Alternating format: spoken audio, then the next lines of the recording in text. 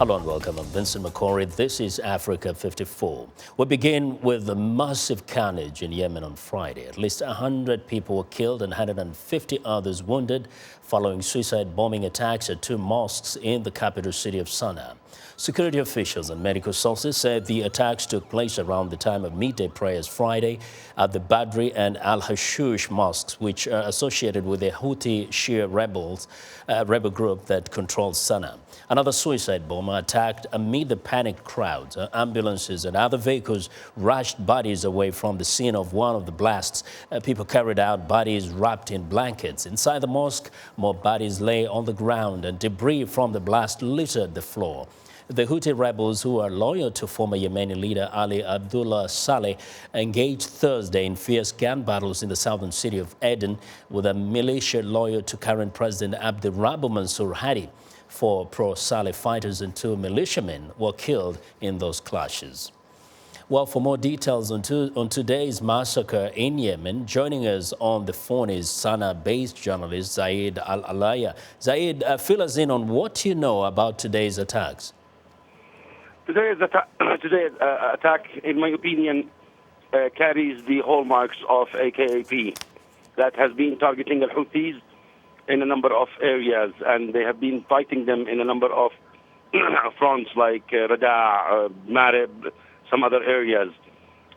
According to my sources, medical sources, the number of deaths now is 126 people were reported dead, and more than 400 people injured. Some of these injured are in really critical conditions, and the number of deaths is likely to increase.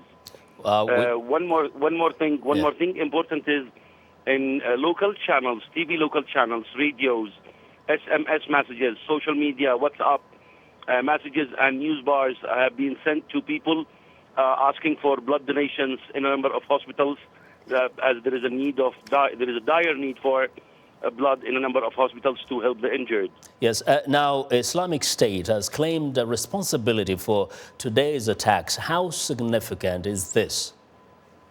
It is very significant that now the ISIS is present in Yemen.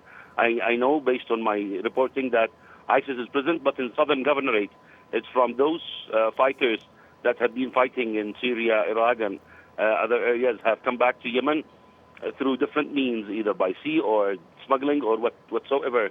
And now they are present in a number of southern governorates like Shabwa, that's a hotbed for Al-Qaeda, Hadramaut, Abiyan, but as far as I know, they don't have strong presence in Sanaa or some northern governorates.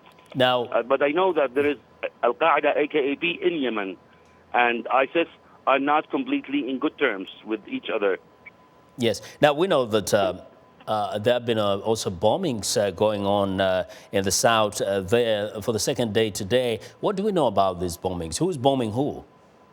Where exactly? This was warplanes attacking the presidential palace in Aden. There were reports that was yesterday, yes. Yeah. So but they didn't hit the right target. But most of the military installations, military units, including the Air Force, now are in the hands of the Houthis. Okay. Very quickly, how does this complicate the peace process? Of course, it will. I'm expecting retaliation or different measures that will come from the Houthis group or Ansar Allah. They will not stand quiet after all these attacks. I know that there are more than 200 cars full of fighters and weapons are rushing to Taiz in order to enter the south to Aden. I know that there are a lot of fights between Houthis and the tribesmen in Marib, and the Houthis will not stand like this. They will break in and they will retaliate. We'll keep monitoring these developments. Zaid, we do appreciate that update. Well, thanks to journalist Zaid al-Alaya'a for giving us that live report from Sanaa in Yemen. Now